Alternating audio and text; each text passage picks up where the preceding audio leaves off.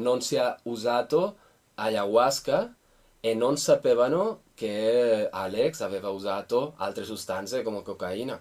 Sono questi i punti fermi per Oscar Palais Santandreu, il legale di Johnny Benavides e Sebastián Castillos, i due curanderos di cui si parla da ormai più di un anno dopo la morte di Alex Marangón. Erano loro gli animatori, in altre parole le guide del rito sciamanico all'abbazia di Vidor, nei cui pressi si è registrata la tragedia costata la vita al 25enne di Marcon e che aveva portato la procura di Treviso ad aprire un fascicolo per omicidio volontario, ipotesi che potrebbe essere presto derubricata in morte conseguente da altro reato. Attraverso il loro legale madrileno, Benavides e Castillos commentano l'esito dell'esame tossicologico sul giovane. La presenza di tracce di ayahuasca viene spiegata in questo modo. Una cosa è l'ayahuasca e un'altra cosa è il principio attivo. E capisco che nel sangue si puoi trovare il principio attivo.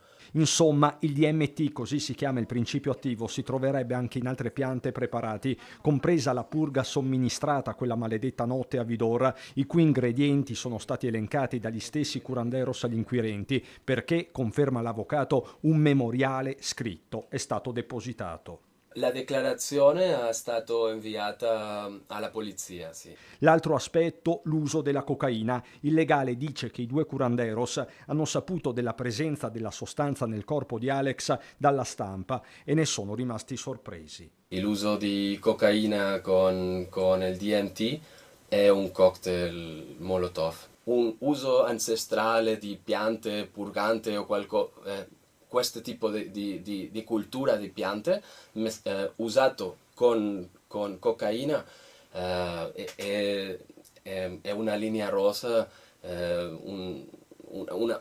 una situazione di pericolo clara. Impossibile quindi che i due curanderos abbiano fornito la polvere bianca, fa intendere l'avvocato, che definisce i suoi assistiti, che finora non sono mai stati formalmente indagati, tranquilli. Quanto emerso dagli esami sarebbe in linea con la loro versione. Già, ma che fine hanno fatto i curanderos? La domanda continua ad aleggiare.